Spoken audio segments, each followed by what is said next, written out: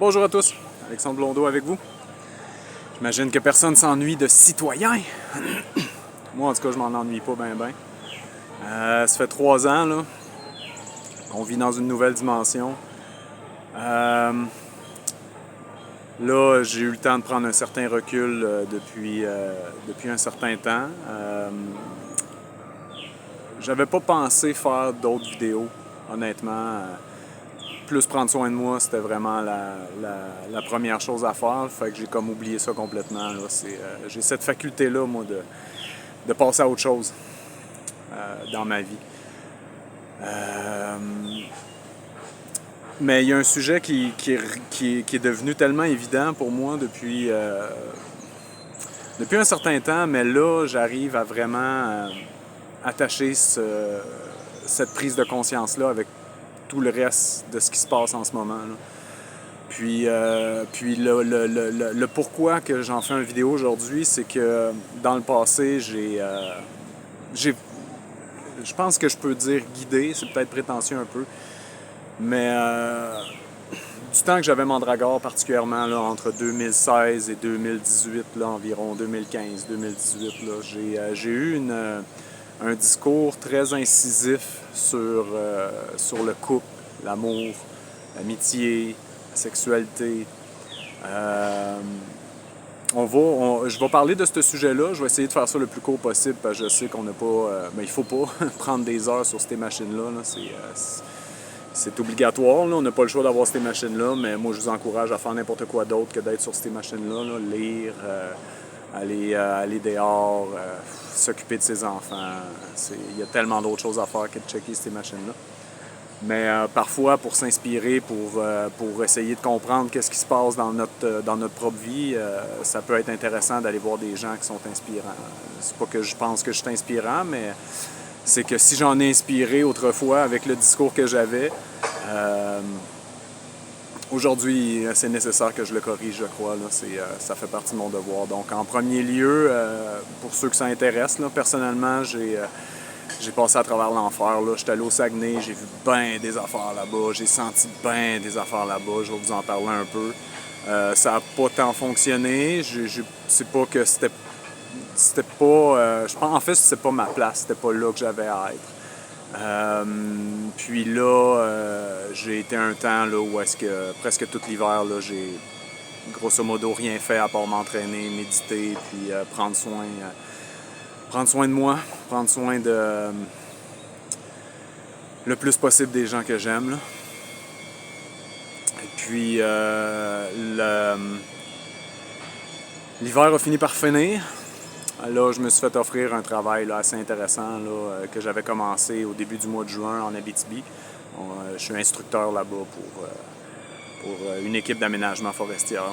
Donc, je fais quelque chose que j'aime quand même relativement. C'est sûr que c'est toutes ces étapes-là qui sont difficiles pour moi d'être passé d'enseignant. J'étais super bien où ce que j'enseignais au séminaire. C'était ma job de rêve à comment veux-tu que j'enseigne avec un masque, à comment veux-tu que je fasse la parade gay même dans mon école. Ça marche pas ça pour moi. Puis après ça, chacun fait ses choix. Moi, j'ai toujours respecté. Puis au-delà du respect, je pense que le monde d'aujourd'hui dans lequel on vit, là, la 25e dimension dans laquelle on est entré, a son utilité. Historique. Donc, je pense que c'est très mauvais pour tout le monde de vouloir enlever cette dynamique-là qui s'est instaurée depuis 3 ans dans notre société. Là. De vouloir enlever ça, c'est comme d'enlever les roues sur une voiture. Non. Donc, pour un paquet de raisons, ça ne rentrera pas dans cette vidéo-là. C'est beaucoup trop vaste là, pour rentrer là. Puis c'est plus tant des choses qui, aujourd'hui, m'intéressent au sens où est-ce que je pense que j'ai le senti très concret de ce qui s'en vient au niveau sociétal. Puis ça, après ça, on le partage pas. La plupart des choses que j'ai envisagées pour l'avenir il y a 15 ans, ben aujourd'hui se sont réalisées. Donc moi, j'ai des très bonnes raisons de croire que la dynamique dans laquelle on est aujourd'hui va continuer d'augmenter puis va aller chercher de plus en plus d'adhérents. Donc la raison justement de ce vidéo, c'est peut-être de stopper un peu la saignée qui est en train de se passer aujourd'hui dans notre société, puis dont moi j'ai une partie de responsabilité parce que justement j'ai eu un discours autrefois qui a, j'espère pas, mais peut-être a amené des couples à se séparer, des gens à essayer des choses. Ensuite, essayer des choses. Personnellement, j'ai pas vraiment eu d'éducation étant jeune, donc il a fallu que je découvre la vie en l'essayant. Et puis pour rentrer dans le vif du sujet, moi, quand tout le monde se fréquentait là, entre 14 et 16-17 ans dans les écoles secondaires, on se faisait un petit ami, un petit chum, moi, ça n'existait pas, j'étais obèse morbide, là, je pesais pas loin de 400 livres. Là. Donc, j'avais beaucoup d'amis de filles, mais c'est pas à ce moment-là où est-ce que j'ai expérimenté beaucoup au niveau sexuel, amitié, sensuel, tendresse, etc. Donc j'ai beaucoup lu, j'ai développé beaucoup ma cognition, ma logique, etc. Entre 14 et 16-17 ans. Et puis ensuite est arrivé, les expériences, j'ai perdu du poids, j'ai commencé à intéresser certaines femmes, j'ai été intéressé par certaines femmes, etc. Jusqu'à temps que je découvre une femme tout à fait merveilleuse qui est la mère de mes enfants, Karine Morin, que je remercierai jamais assez d'être cette femme-là. Encore aujourd'hui, c'est la femme la plus forte que je connais. C'est une femme qui a le cœur sur la main. Il n'y a pas de qualificatif humain pour décrire ce que je ressens pour cette femme-là. Et puis à l'époque, on a vécu, elle et moi, ce que la plupart des couples, puis pour pas dire tous les couples, vont vivre à un moment donné, c'est une espèce de lassitude. Moi, j'avais baptisé ça à l'époque le couple domestique, ceux qui se souviennent. Donc, le couple domestique, c'est le couple qui fonctionne. Hein. Les enfants sont propres, ils vont à l'école, les devoirs sont faits, la maison est nettoyée, les repas sont faits, la vaisselle est propre. C'est le couple domestique qui finit par avoir parfois un peu de tendresse, sensualité, le vendredi soir entre 9 et 11. Donc, c'est sûr que c'est un constat que j'ai fait. J'avais un plus long discours que ça, beaucoup plus détaillé, beaucoup plus logique, beaucoup plus appuyé par des arguments.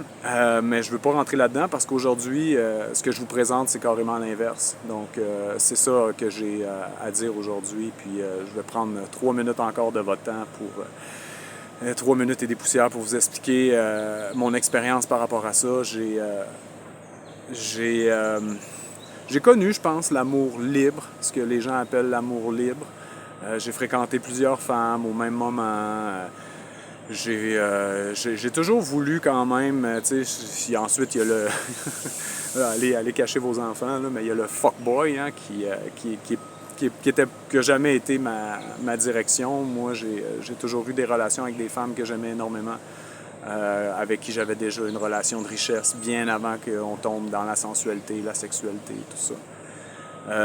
C'est peut-être ça qui m'a sauvé puis qui fait qu'aujourd'hui je peux vous donner le message que j'ai à vous donner.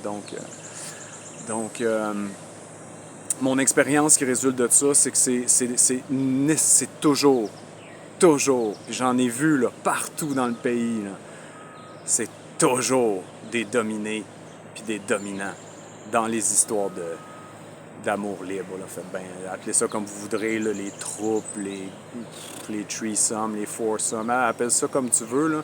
Du moment qu'on sort d'un homme, d'une femme qui éduque des enfants, on tombe dans quelque chose qui va devenir pathologique de par les jeux socio-économiques. Donc, on est tous inscrits dans une économie, puis cette économie-là dicte nos rapports sociaux. Hein.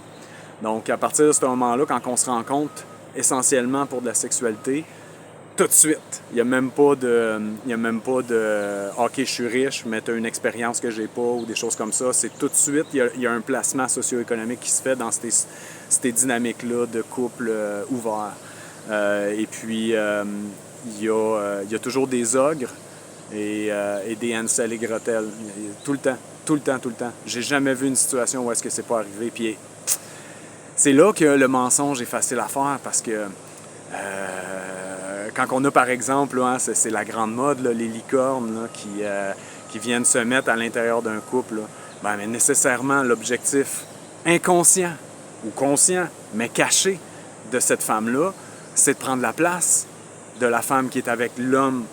Puis l'homme, son objectif, c'est de bien paraître dans la société. Ça, c'est à la racine de ces rapports-là. Puis ensuite, effectivement, parce que la fantaisie, la sensualité se nourrit beaucoup, hein, à partir de là, on peut, puis la plupart des gens vont tomber dans des fantaisies de plus en plus exigeantes. Hein, parce qu'une licorne, c'est pas assez, ça en prend 2, puis après ça, on peut être 10, on peut être 20, on peut être 15. Non, donc, il n'y a plus de limite à ça. Puis c'est là qu'arrivent les phénomènes qu'on voit aujourd'hui. Hein? Les phénomènes de transgenre, les phénomènes